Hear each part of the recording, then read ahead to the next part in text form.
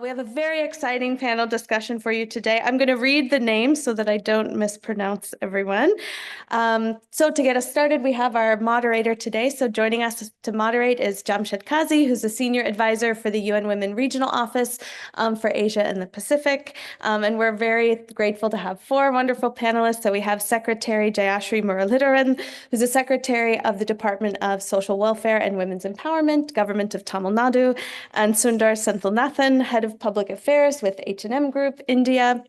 I'm going to do a bit of a dual case study and also turn to Malaysia. We have Lisa Liu joining us, who's the Manager of Consulting and Client Services for Lead Women, and Anita Selvaraju, who's the Country Director of Human Resources for Ascot International Malaysia Management Malaysia. Jamshed, over to you.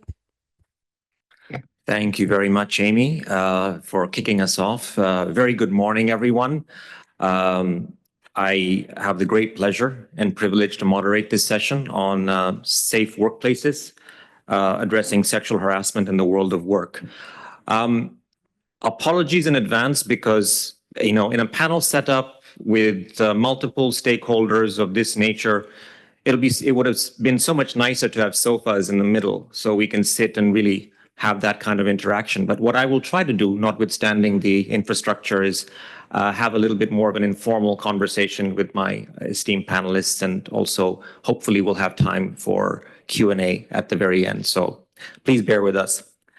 So let there be no doubt that violence against women and girls is a human rights violation and compromises women's right to live violence-free at home and in the public space, including the workplace and online spaces. The United Nations Guiding Principles on Business and Human Rights is the first global framework that outlines the role of businesses and governments in combating human rights violations in the context of business activities. Apart from being a human rights issue, violence against women and girls costs us all dearly in financial terms. And it's approximately 2% of global gross domestic product, GDP, valued at $1.5 trillion lost. Ending violence against women and girls and promoting gender equality is a precondition for sustainable business. Preventing and adequately responding to sexual harassment and other forms of violence against women and girls in the sector can lead to increased productivity and reduction in sick leaves, strengthen implementation of principles related to labor conditions and workers' rights, and reduced attrition and attracting and retaining more women workers. Sexual harassment against women and girls is highly prevalent in the textile and apparel sector across a number of countries. This women-dominated sector that typically offers low-paid, low-skilled jobs and employs a larger number of migrants comes with high risks of sexual harassment and violence. Reasons include deep-rooted social norms and power imbalances, normalization of violence, a culture of impunity, lack of rigorous implementation, monitoring of laws and policies, and a lack of awareness among workers about rights and entitlements. We will shortly be hearing from our esteemed panelists about their experiences and strategies to prevent and address violence and harassment against women and girls in the textile sector and in the corporate sector. But before we get started, we want to hear first from all of you. So technology permitting, I'd like to ask you to scan the QR code or go to Menti and enter the code.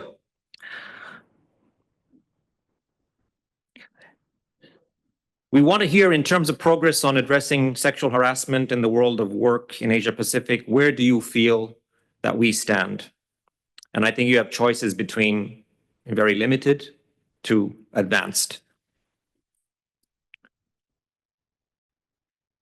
Amy, where are you? Oh, okay. So I'm going to follow your cue.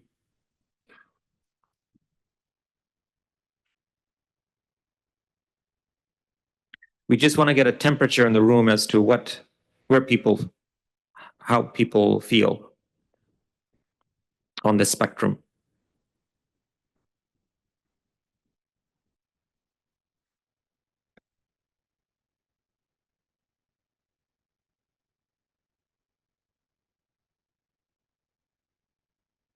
Can everybody see the screen, or is it too small? Oh, you can. Okay, my screen is small. Okay, well, I'll let you, I mean, it's okay. I mean, this is not, this is an imprecise science. It's just a sense for everyone to get a feel of where we are. Yeah, so I think people generally agree it's still very limited. So the issue we're dealing with, of course, is sensitive, multifaceted, and pervasive, and thus requires a deviation from business's usual practices to address it effectively. So what we're doing today is we'll share UN Women's approach in two different diverse country contexts and stakeholder groups in India and in Malaysia. So we have panel members representing both countries. I'm going to turn to one country, India first, with a set of questions, and then we're going to switch and speak to our colleagues sharing the Malaysian example. So let's dive first into India and the textile industry, where UN Women is convening an innovative public-private textile industry coalition, or TIC, to create systemic change in the sector. I'd like to begin by thanking the state government of Tamil Nadu to collaborate with UN Women India and to launch this coalition. So just to set some context and background, the TIC, the Textile Industry Coalition, is the first of its kind multi-stakeholder platform convened by UN Women that brings together government, brands, factories, industry bodies, trade unions, and civil society focused on a holistic 360-degree intervention around prevention and survivor-centric responses targeting communities, factories, and policies. So turning to Ms. Jayashree, because policies and legislation play a very critical role in creating safe environment for women where they can realize their socioeconomic aspirations, can you please provide an overview of the role of the Department of Social Welfare and Women's Empowerment in fostering safe, inclusive workplaces for women workers in Tamil Nadu? And if you could please tell us about some of the policies and actions that the government, state government is taking to implement to increase accountability of stakeholders, including businesses, for creating safe working environments. It's a long question, I know, but I'm sure you will do it justice. Over to you. Thank you. Thanks, Jamshed, for the confidence you have in us. And a very good morning to one and all over here. Before answering the question straight away, I would like to give an overview of Tamil Nadu, because many of you might not be very familiar with the state. It's in the southernmost tip of India, Tamil Nadu, and we are the second largest economy in the country after Maharashtra, with a GDP of 23.6 trillion. So that is the size of our economy. In India, we are the ones most industrialized with 39,000 factories. So that's the highest in the country. And with the highest number of workers, the organized workers in the factory sector. And to talk about the women workers, we have about 42% of this workers, the women workers in the entire country, is in Tamil Nadu. So you can imagine the number of women who are working in a formal workplace in Tamil Nadu. So it's a huge market, and it is a huge place where there are many factories and many women working. So as I was telling, it's just not the numbers alone. The fact that there are more and more industries and businesses coming and setting up their bases in Tamil Nadu because of the proactive policy of the government to have more businesses, attract more investment, and generate jobs, especially the high-paying jobs. So as and when all this comes with it the challenge of managing these businesses, especially the problem of sexual harassment and violence in workplace. So that is something which my department, the Social Welfare and Women Empowerment Department, looks after. So the challenge is very great. I'm not saying it's something which can be addressed just like that. It's a huge challenge, but we are on it. Again, I would like to give an overview of the policies of the government of Tamil Nadu for the empowerment of women. First, to promote equity of access, we have a free bus travel for women. So any woman in Tamil Nadu can get into any bus. She doesn't have to pay. This is to empower women so that she goes out, not asking for money from her husband or her father, so she can go in, get herself educated, and go for jobs. The next thing is equity in higher education. So my department, and especially the government of Tamil Nadu, has launched a scheme called the Pudumai Pen scheme, wherein a monthly incentive is given for anybody who goes in for higher education. Yes, we have a lot of women workers. A lot of them are in the low paid jobs. We want them to get into the higher paying jobs with more empowerment, with more knowledge. And that is why this scheme has been launched. As it is, the gross enrollment ratio of the women in Tamil Nadu is pretty high. And we want to better it even further, and that is why the scheme. And to give equity in the high quality jobs, there is a Nan Mudalvan scheme where everybody is Nan Mudalvan means I am the prime person, I am the chief person. So each one of the student is taught to believe that he or she can do very well and can come up in life. So that is more of a skilling and giving them soft skills so that they can go in for the high paying jobs. And then, of course, for the women who don't go out to work, but then still are dependent on their, the husbands and their fathers, there is this Magalir Urimai Togai, Kalanjar Magalir Urimai Togai, as we call it, which means a monthly incentive of 1,000 is given just to empower women so that they are not dependent on the men for their daily sustenance. Apart from this, we have now embarked on a very ambitious project of building safe and affordable hostels with, of course, a little bit of funding from the Government of India and the World Bank too. We call it the Tori Hostel, which means a girlfriend. The Tori Hostel is a very safe hostel which is built across the state, which is now being built. We already have 13 of them operational now, and we are planning to go in for another 25 more in the coming year. So these are things that we are doing in general, for the women, for the welfare of the women. And as regards the safe working environment of women, which Jamshid was specifically addressing, and this panel is all about, to create this safe working environment for women, what we are planning to now do is, we all know there is a POSH Act. This is the act that is there, Prevention of Sexual Harassment of Women in Workplace Act, which has been implemented by the Government of India since 2013. But sadly, a lot of acts and a lot of rules and regulations are there. But how well it is implemented is the next question, that is when the women would feel more safe. But at least the act is there. And what we have now the state government has embarked, is the effective implementation of the POSH Act. Like, for example, there is an internal committee which looks after all the complaints within any organization where there are 10 or more women working. That is mandated under the POSH Act. Now, what we have done is, just to give you the number, okay, just to divert, the ICs created since 2013, when the Act came into existence, till 24 April, was 19,000. I told you earlier, the highest number of factories are in Tamil Nadu, 39,000 of them. Apart from that, we also have educational institutions, we have shops, we have establishments. So the number could easily reach at least 0.2 million establishments or even more. But then the numbers that we have, ICs created since 2013 till date, is only 19,000. But we have given it a big push in the last 3 months, where we have realized, after the Dindigul agreement, we realized that there is a lot more that needs to be done, rather than just doing, the acts and the policies. We really have to go ahead and do the strict implementation.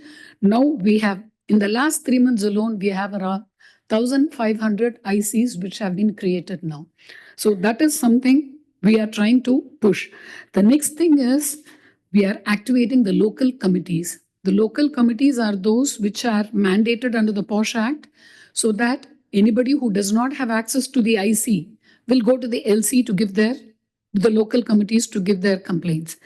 Again, this is headed by the district collector who has multivarious jobs. He is the nodal officer in a district handling about 48 departments.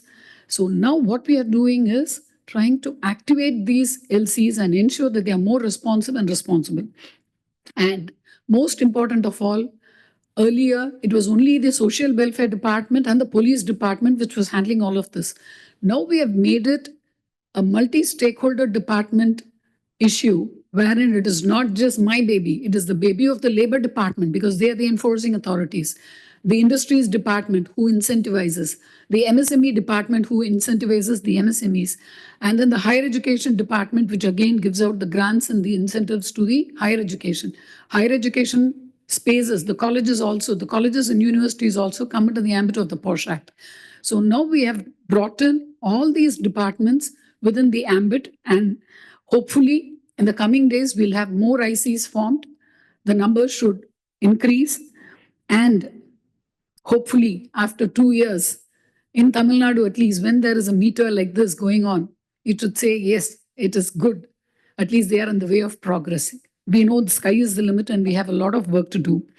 The next thing we are embarking upon is an ambitious awareness program with the help of the district hubs which have been created for the empowerment of women. We have about 38 districts in our state, and we are having district hubs which are going around the colleges and the schools, the high schools, creating a lot of awareness, especially doing cultural and gender sensitivity workshops, because we believe in catching them young and promoting the inclusive environment.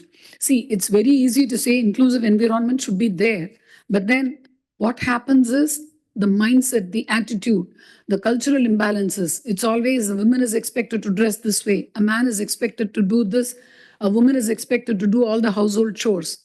This is the unwritten norm across the globe. Correct me if I'm wrong. It can be a little different in different countries, but the basic tenet is the same. So we want to break this and, oh, I'm sorry, time is up. I'll take another 2 minutes. Yeah. So, and then we are going in for the counseling services, the support services. We have launched the Women Helpline 181, wherein we get about, in the last few years, we've got about 1 million calls, majority of them relating to domestic violence, harassment of women, and violence against women. And we've been able to give redressal with the help of the one-stop centers that we have established across the state.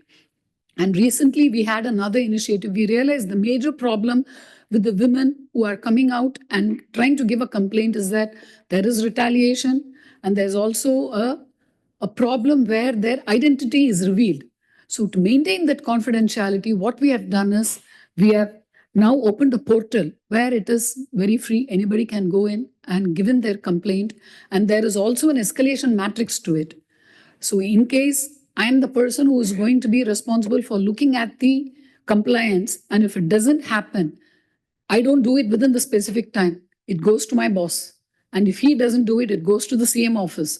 He's the topmost person, the chief executive of the state. And if it goes to him, then definitely things are going to get resolved. I would rather not have a bad name, and not doing things at my level and escalating it to my boss. So I jolly well do my job. So this is how it has been factored in. So this portal has been launched last month. And there's quite a lot of things we are doing, including the sensitization of the employers. And also we have launched on the TNV Safe project, which is a World Bank assisted project to give women access to care services like creation of more hostels, creation of creche facilities for the baby care, and community-based elder care, daycare, so that the women are free to go out and work. Apart from this, we are also going in for upskilling and reskilling of women, and also support for entrepreneurship. It's not like a woman has to work for someone. She can start out on her own. She can have a startup. So our TN Startup and the TANSEM, these are the two agencies which are giving a lot of impetus to the women's startup and giving them a lot of hand-holding and support. And last but not the least, the tripartite agreement between the UN Women, the Department of Social Welfare, and the Textile Department is a wonderful initiative wherein we hope with this we'll be able to reach out to more more of the stakeholders, especially the industries, and ensure compliance, and also tell them how this is going to help them. It will really incentivize them if they are going to comply, because they are going to have, as Jamshed was saying, lesser attrition, more productivity, as we saw in the Dindigal Model Agreement. So that is what we hope to do. I know sky is the limit, and this is where we have started. We hope to go a long way. Thank you. Thank you very much, Jayashree. Thank you. I know there was a lot of ground to cover. I mean, you also kindly provided some of the backdrop, and also background to Tamil Nadu as a state, the legislative frameworks, as well as the actual implementation going on the ground. So really, thank you very much for your commitment to zero tolerance on sexual harassment. And also, it is not just your department. You've brought in across the various parts of the government. So thanks very much for that. I'm going to move to Sundar. H&M has played a very profound role in the creation of the TIC to ensure that the issue of sexual harassment and violence against women and girls is seen and prioritized on an industry-wide issue requiring multi-stakeholder intervention, not merely an issue that just pertains to a brand, a factory, and civil society. So would like to know why did H&M come on board as a founding partner to TIC, and what is your vision for this coalition?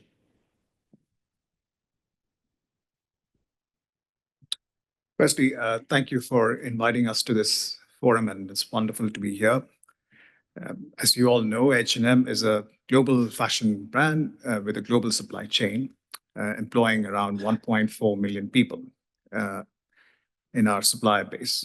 And that would mean a lot of women employed disproportionately in this sector. Now, we have a responsibility, therefore, to uphold human rights, and H&M Group has an express human rights policy that is on the basis of Universal Declaration of Human Rights, UN guiding principles, and several ILO norms. We're also deeply committed towards SDG 5, and that's one goal we all know that's severely lagging behind as a work. And we need to step up action. And we've been working with our business partners and other stakeholders towards addressing this, including factory programs. But having said that, human rights don't stop at the factory gate. So we thought we will do a deep dive and really address the sort of deepermost part of the iceberg, which is challenging the systems which have the beliefs and value systems, which Jayashree ma'am was alluding to. There we challenge the beliefs and values through a multi-stakeholder coalition. And that's why we thought we will enter into this wonderful partnership with UN Women, which has the convening power to bring different stakeholders who can get into a deep listening mode and come out with novel solutions and not really argue about who is right and who is wrong. And secondly, the vision for us towards this project is a safe workplace, a fair and a safe workplace that is free of discrimination, harassment, and violence, which is a fundamental human right violation. So that's how we see this coalition. In terms of this textile industry coalition itself, I think what is very unique about this and what we are looking forward to is the involvement of grassroots institutions, the district empowerment hubs, the block empowerment hubs, wherein the community groups and the governmental institutions at the very local level can come together and challenge norms and create alternative ones which can endure the test of time. And that's how we can address it in terms of the beliefs and value systems that have led to this power imbalances that in turn leads to sexual harassment, violence, and discrimination. I'll stop there. Thank you very much, Sundar. And I know we've heard the perspectives now, both from the government side and the private sector. In the interest of time, I'm going to actually switch gears, come over to Malaysia, and I hope that will also permit Q&A if time permits. So I'm going to quickly move now to Malaysia, where Sexual harassment is also a significant issue impacting women employees and the achievement of gender equality at the workplace. So I turn first to Lisa Liu, Manager of Consulting and Client Services at Lead Women. In Malaysia, UN Women has been working with Lead Women since 2020 to encourage commitment to and implementation of the women empowerment principles. In addition to championing the Women on Boards and DEI agenda in corporate Malaysia, Lead Women has long been committed to addressing workplace sexual harassment. And this is why UN Women partnered with them again in 2022 to roll out the first pilot, an innovative toolkit addressing sexual harassment in the world of work. The toolkit is designed to guide brands and suppliers to address sexual harassment in the world of work with an added focus on women migrant workers, and aims to provide the overview of the steps needed to establish a transformative approach. So looking at the current state of workplace safety in Malaysia and with regard to sexual harassment and discrimination, Lisa, if you can tell us a bit more about your experience piloting the toolkit and where you still see challenges for business to take action ensuring women in the workplace and supply chains have a safe and inclusive working environment. Over to you. Great. Thank you. Thank you, Jamshed, for the questions. And good morning, everybody. It's really exciting to be here to really talk about this topic because I don't get a lot of opportunities to talk about sexual harassment in the workplace, especially in Malaysia. So back to the question. So my experience when we were approached to pilot this toolkit, we were towards the tail end of running the WEPS awareness campaign. And this was in the middle of COVID. Everyone was working from home.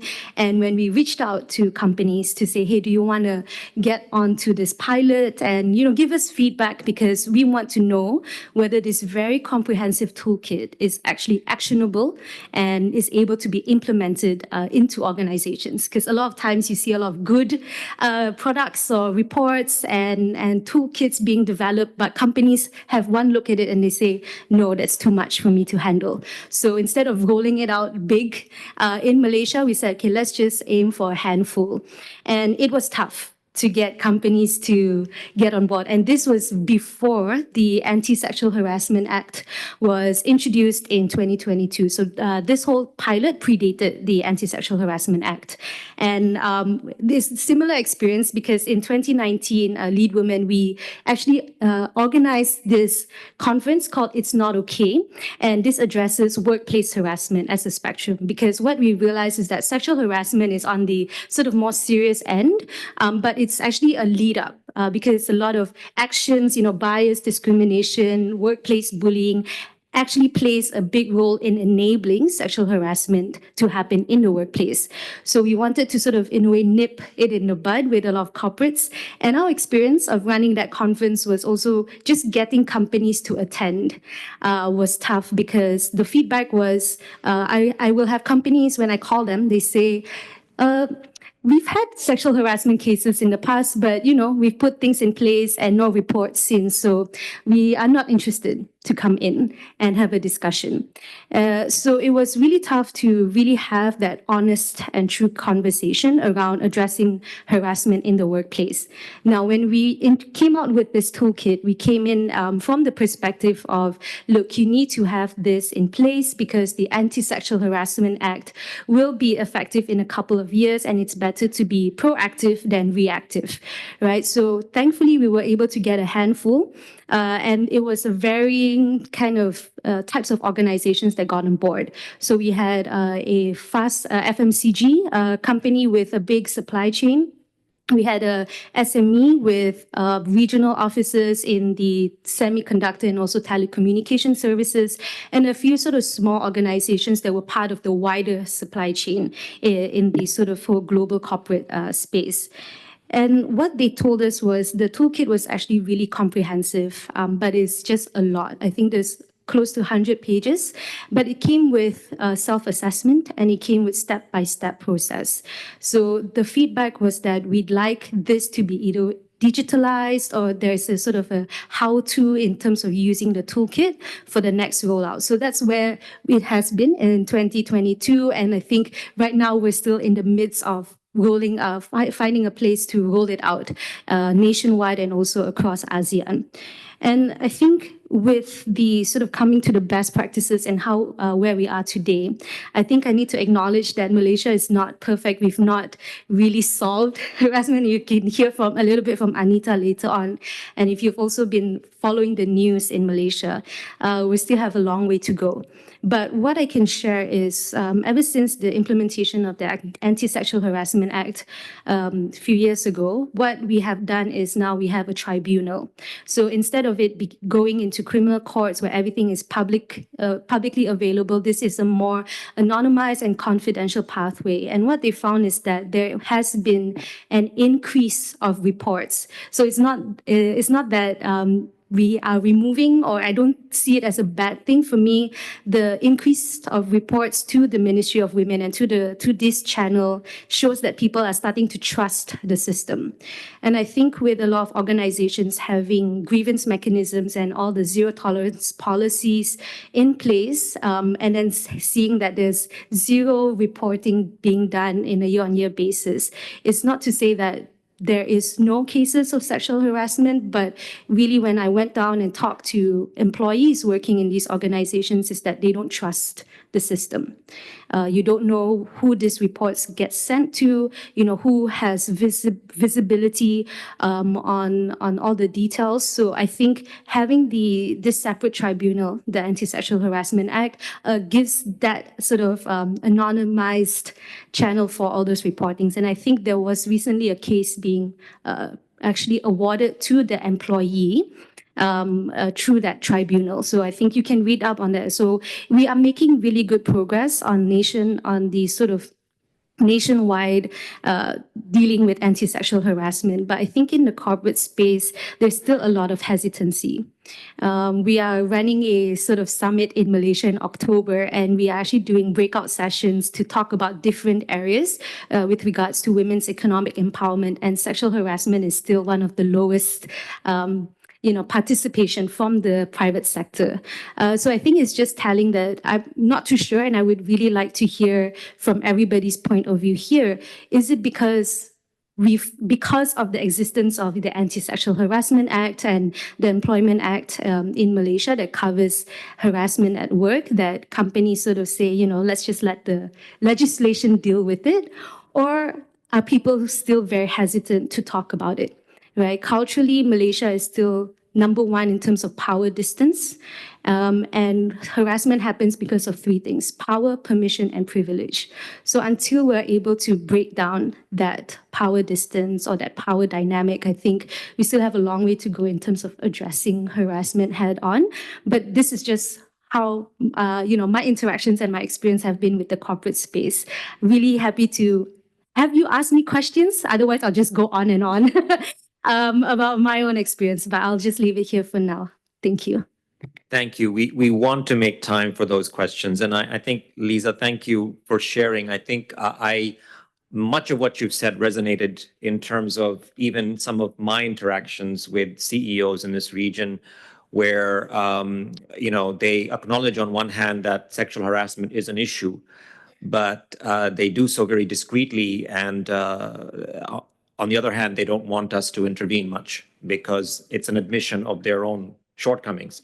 So it's a bit of we have to break that taboo. And like you said, you don't get many opportunities to speak. I think we should be much more open about it, because otherwise we're not going to be dealing with the issue and just try to shrug it under the carpet. And it will come back to haunt all of us. And it has not, productivity and many other, negative impacts. So I'm going to move promptly over to Anita.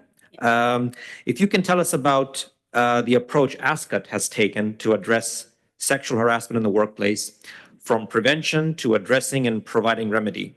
What have been your challenges in developing and implementing these policies and practices, and what are your key learnings in moving through such challenges? Over to you. Thank you, Jamshed. Good morning, and thank you for having ASCOT International here today. In ASCOT Malaysia, for us, the women workforce is very important because it's a 56 to 44 ratio of women against men.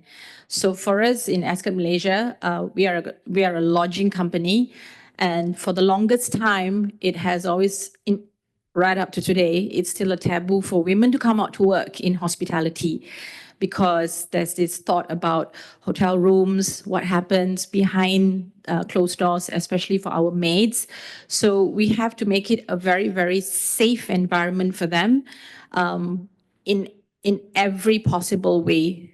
And for that, it's not only with the introduction of the Anti-Sexual Harassment Act that came out very recently, which honestly, a lot of us from the hospitality industry, the HR practitioners, we feel it is really to tick a box, and not really. I hope my government is not listening to this, but I think it's we need to deep dive a lot more than just ticking the box and saying that, okay, it's done. Make sure you guys put up this notice on every notice board, and that's it. So no, we need to put the practice, and we need to show and explain to our organizations and our associates and our staff as well that, look, when you come to work, it is really a safe environment for us. We've had a lot of cases of maids being harassed inside guest rooms. Hence, sometimes, we also say that room doors have to be left open, and we drill this to them day in, day out in their morning briefings and things like that, because it is a big deal to us when these things happen behind closed doors. Over and above that, we also now have the tribunal, as what Lisa has mentioned, where employees can go and lodge a complaint. And as how Madam Jayashree said, that it better end with the employee instead of escalating all the way up. So if employers do not take action once a complaint has been made, they are subjected to very, very heavy penalties. So this is no longer something that we can take lightly, because we are in a business. We are not running just any, a charity organization. So at the end of the day, the bottom line speaks a lot of things as well.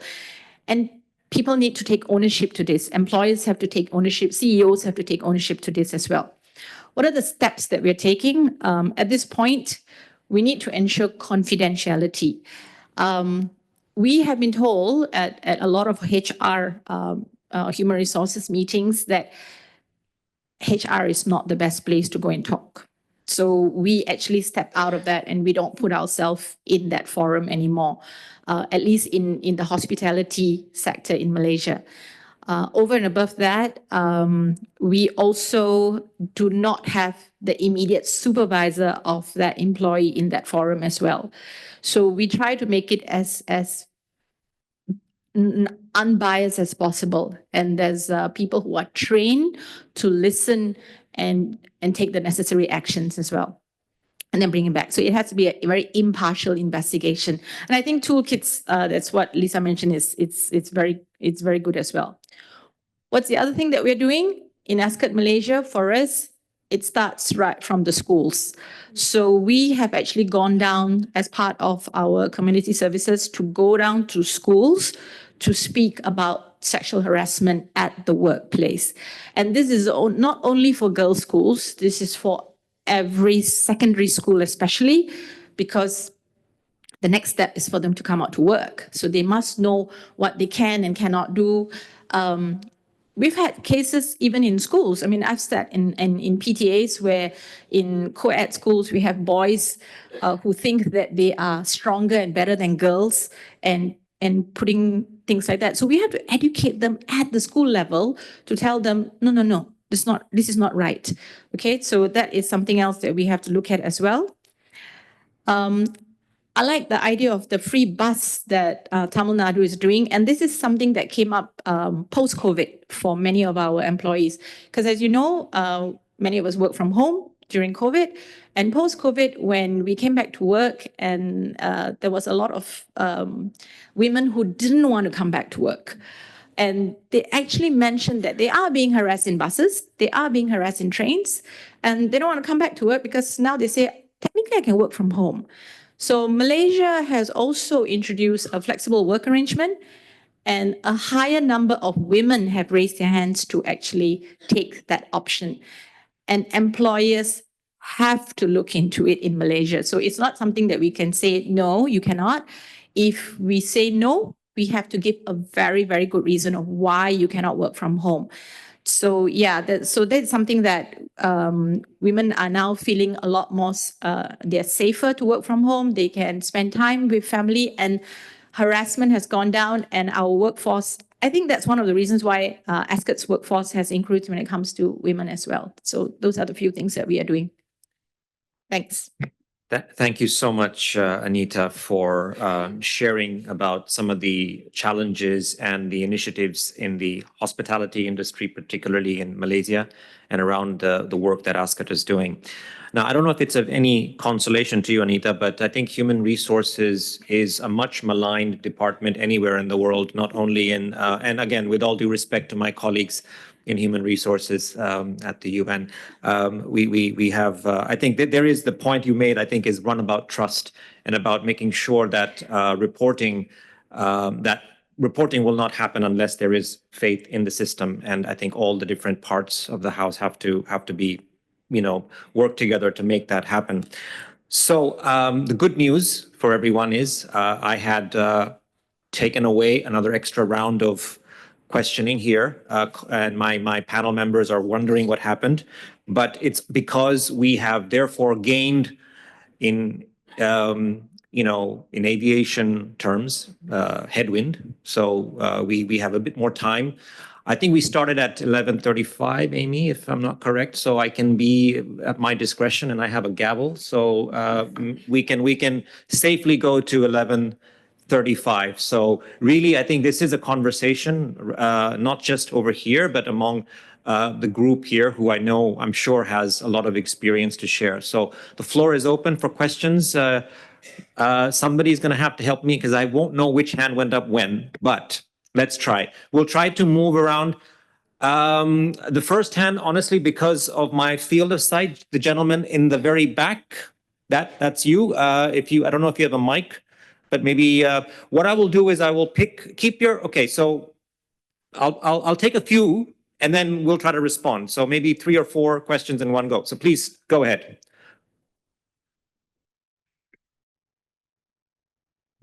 A very good morning to everyone. I am Gautam Bhardwaj from India. I'm a practicing lawyer from India itself, and I've been practicing in high courts and even in Supreme Court of India as well.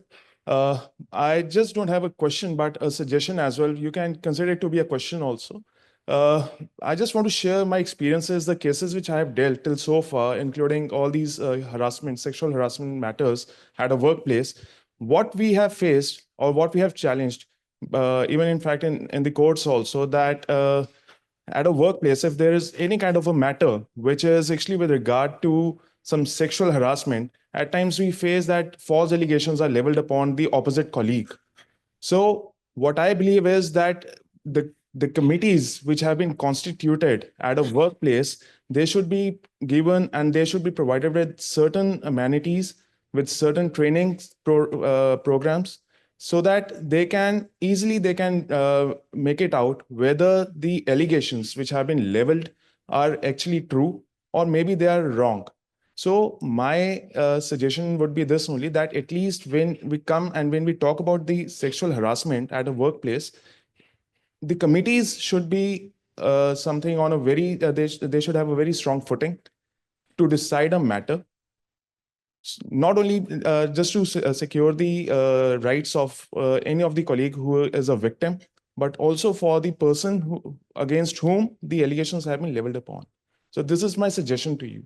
And if you can consider it to be a question, I don't mind you if you can just answer to that. Thank you so much. Thank you. It's a very, very good point, and I'm sure we have lots to say about that. I'm going to, bear with me, the lady over there in the black. You, yes. I'm colorblind, so I don't know what color that is. Oh, Okay. well. Yeah, thank you. And good morning, everyone. I'm Intan from Indonesia. I'm the chairperson of the National Trade Union Federation. And I work at one of the multinational company who has 60,000 workers and 85% is women workers. I want to share about our work, and also in the 2010 until 2030, we already successfully to force Nike because our company is produce shoes, which brand is Nike, Adidas, and Asics.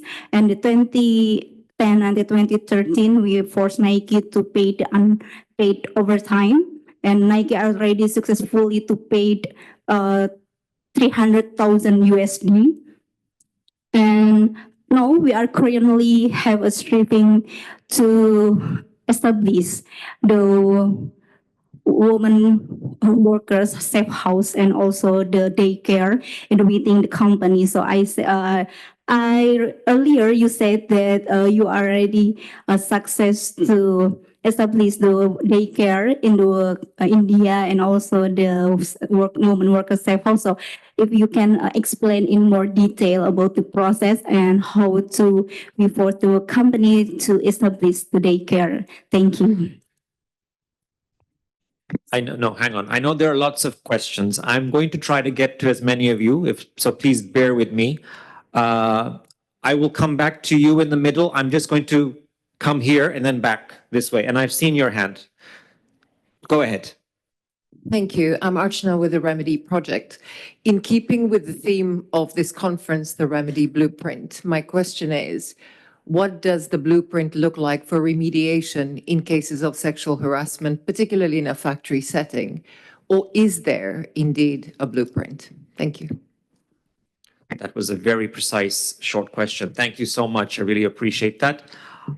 You had your hand up earlier next to the colleague from Indonesia. So please go and then I'll come back this way. I'm going to do this and this. I'm sorry, it's not a very precise scientific way of doing it, but go ahead. Good morning. My name is Shikaja and I'm from Nepal. My question is in relation to a fast fashion industry. So fair wage gap and wage gap is a pertinent problem in fast fashion industry. So in light of that, what strategies and policies are fast fashion industry is taking to ensure that women can confidently put forth their sexual harassment issues without their jobs being threatened?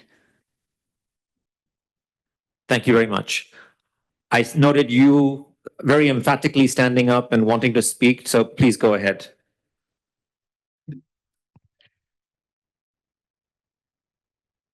On work and dissent. I've got a question that sort of I want to explore with the panel, the intersection of caste and gender. And I think this might be particular in the context of our panelists from Tamil Nadu. We know that Dalit women in particular are more vulnerable to exploitation, discrimination, lower wages, lack of access to justice, and access to protections. I would like to hear from the panelists any sort of specific policies that have been put in place within the TIC that address these forms of discrimination, particularly for Dalit women, and to address caste discrimination. And just another quick point related. On the one hand, it's okay to sort of provide the relevant protections and measures, but it's also, and this is the insidious thing about caste discrimination, is that it's the very nature of the work that they do that exacerbates discrimination further. So they're often stuck doing the most menial tasks within the global supply chain. So you might make it access to decent work, but the very fact that they do that sort of work exacerbates caste further and discrimination further. So just wondering if you could sort of give us some sort of how you're addressing that. Thank you. Thank you. And this is very difficult. Okay. Yes, there's a lady in the back. Yes, please go ahead. நான் வந்து திண்டுக்கல் மாவட்டத்திலேருந்து வந்திருக்கேன். எங்கள் திண்டுக்கல் மாவட்டத்தில் இருக்க சிறு குறு நிறுவனங்களில் ஐசி கமிட்டி அப்படிங்கிறத வந்து அந்த நிறுவனத்தில் வந்து இதை ஃபார்ம் பண்ணி ஒட்டணும். ஐசி கமிட்டியோடைய ஆர்டரை வந்து ஒட்டினா தான் அந்த இது செயல்படும்னு நான் நினைக்கிறேன். I'm sure you understood, and maybe you can tell us. Let me translate what she said. Please, yes. Actually, she's from Dindigul of Tamil Nadu. She's telling that there is we are discussing about IC committee, but in our area, that small, medium, and the micro level enterprises, there is no committees established, when the government order is stick over the company premises, then only the IC committee will be formed. So we should make sure where the government order is there, but that order should be enter into the premises of the micro enterprises. That should be ensured.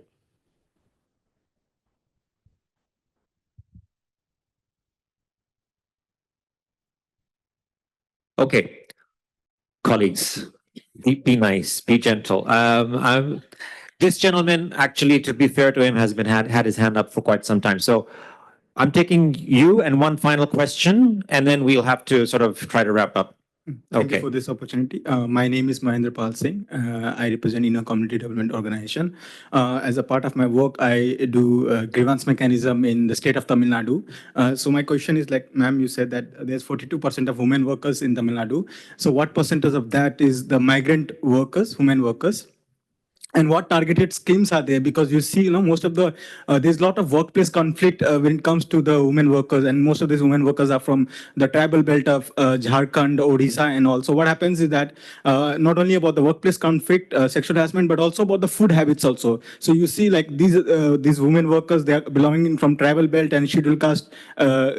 So what happens is their food diet is mostly non-vegetarian, right? And in the most of the factories and supplies in the Tamil Nadu, you'll have all vegetarian diets, right?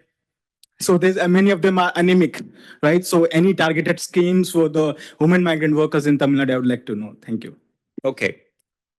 I am going to take one last question. That's you right there in the, yes, in the black. Go ahead. Thank you very much. My name is Prim Rajaswarang Wongkasamakun, and I am representing children and youth. When we had an rapidly advancing artificial intelligence and digital era, women and girls are living working in the digital workplaces, and we also need the cybersecurity and online protection. What are your views or recommendations to have a safe AI and AI that does not promote inequality, AI that promote equality in workplaces, to safeguard women, to have ethical AI workplaces for women to use and for women in workplace, and to make every woman voice count, and woman voice is a woman right. Thank you. Okay, thank you very much. Some of these questions, I mean, I know there's quite a few. I'll ask the panelists to answer the ones that they feel most able to. And if we don't get a satisfactory answer, come find us. We are still going to be here if you wish to stick around after. So, who wants to start? Maybe I can take the AI one. Okay, good. Because this is an area that I'm particularly personally very interested in. So we all know that there is still a lack of regulation in terms of training AI models, right? And at the same time, we are exposed to a lot of AI tools. And I think in certain schools, it's also being taught that you can use that. And it's really hard to regulate at the moment. But I actually, at this point, I would like to maybe suggest also looking, there are a few companies or communities right now that are actually training AI models that are taking into consideration gender experiences and gender biases. So one of it is called TARA, TAARA. So what they're doing right now is they have this AI influencer on Instagram, because I think right now AI and women are overly sexualized on social media, right? So I think that's a concern, and that's what they are trying to sort of address right now through what they call the big sister, or the AI big sister. So I think that is something that you can start looking into and actually working with them. Dr. Louise is a politician turned AI sort of enthusiast and thought leader. So she's based in Germany, so she's someone that you can really reach out to. Yeah, so that's really it. We're working really closely with an organization called Women in Tech as well to really see how we can actually start looking at regulating AI. But it's a very, very gray area and really tough to work on. But I think there are a lot of people looking at it at the moment. So yeah, so these are some of the organizations that I can point you to if you're really looking to working and collaborating with them. Thank you. Thanks very much. Jayashri, a lot of the questions were directed at you. So over to you. Thank you. I will start with the first question about the false allegation in the workplace by the gentleman there, the lawyer there. the answer to that would be to empower the ICs. You know, the ICs are there. One senior person from the organization, one senior woman, and then two women again from the organization, and one person who is a neutral person coming from outside, from the civil society, from the NGO, whatever be it. So our answer would be to empower these ICs, to give them a lot of inputs, create awareness on what is their role and responsibility, and the fact that they are inside. They would know the reputation of, if an allegation is false or really true, coming from who the complainant is and who the perpetrator is, they would certainly know because they are insiders. Majority of them are insiders. So we go by that logic. So obviously we have to empower them with more, roles and responsibilities. So that would be the answer for that question. And there was a lady here who asked about the safe hostels. Yes, we are embarking on the project.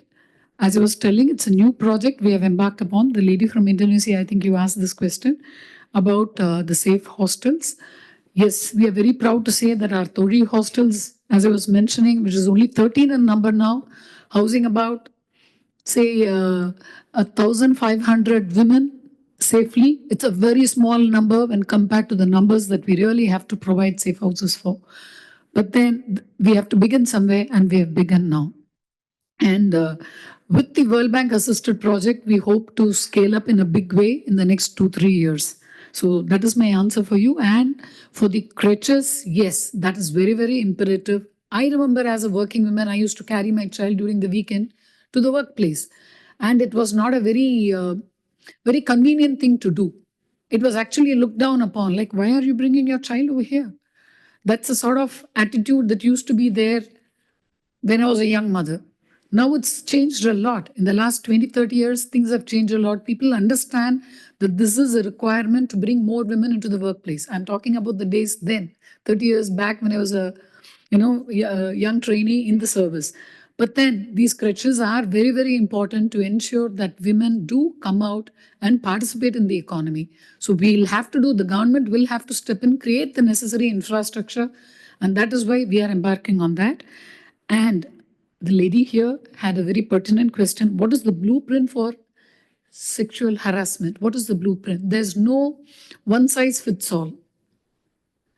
There is something which is, like what we are seeing in the Tamil Nadu perspective. I was talking about the Dindukal Agreement, which was a model of really a very, very model blueprint for our state. It worked very well for our state of Tamil Nadu because we have a lot of textile industry. We have a cluster of industries concentrated in 6 industries. Dindukal, from where the lady comes, Tirupur, which is the hub, and Coimbatore, which is called the Manchester of the whole of India. So you have these places where about thousands of garment factories, MSMEs, big ones, big industries, all of them are functioning. And now here with the Dindukal Agreement, what we have done is multi-stakeholder involvement, where we had the trade unions who will raise the voice for the, as that man rightly asked, for the Dalit women who are working majority in these places. And as this gentleman was asking, a lot of migrant women who are working there. And of course, you will have the local women also who are working there. You have all sorts of women working there. And now what we have done is, what the private sector had done there over is, the government was not involved in the Dindukal Agreement. And now we are jumping into the phrase, seeing what is happening, and we really need to scale it up. What had happened in Dindukal is, after an incident of sexual harassment and unfortunately a violence which led to the death of a woman, there the unions took it up very seriously, and later they brought the employer to the negotiation table, and they were able to raise a lot of issues, their rights, especially the Dalit women and the migrant women. All of this was raised in that particular forum. It's not just the unions, you had the brands also jumping in because it's an ethical issue. They need more inclusive workspaces where women are treated with dignity and respect. So that is the reason why the brands also jumped into the fray. The factories had to jolly well do it because it means businesses lost for them if they don't comply. Then the trade unions were there, as I was mentioning, and you also had the civil society which jumped in, because that is where they had the, they could create awareness, and they could also ensure that the voices are heard in the public forum. So all these groups joined together and created an environment where the issues had to be addressed. And now the outcome of that particular Dindigul agreement is that the attrition has decreased by 67% in that particular industry. The women feel more empowered, they feel more safe to go to work. So the attrition has really gone down. And the women, as I was telling Jamshed the other day, the women are now able to tell what is the problem in the production line, how it can be streamlined better, because they've worked there long enough. So the productivity of the company and the profits of the company have increased. So when it works this way, why not we replicate it and scale it up? And that is why the tripartite agreement between the UN Women, the textile industry, and the textile ministry and the social welfare. So this is the blueprint as far as we are concerned, and I hope with slight modification, it can work everywhere. The key is to involve all the stakeholders. So that is something which I wanted to say. And the last thing, can I?